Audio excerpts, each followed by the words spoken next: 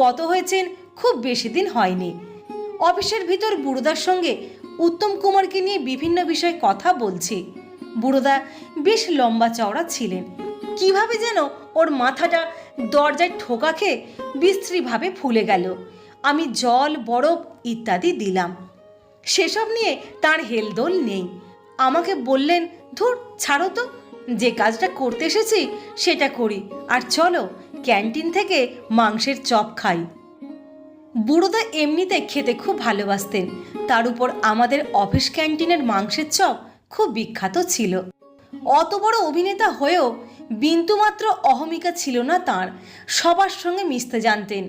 Office বা ক্যান্টিনে আর 5টা লোক যখন অবাক হয়ে তাঁকে দেখত, তিনি বলতেন, কি এমন করেছি আমি, তোমরাও খেটে খাও, আমিও তাই। তরুণ কুমারের জন্মদিন অর্থাৎ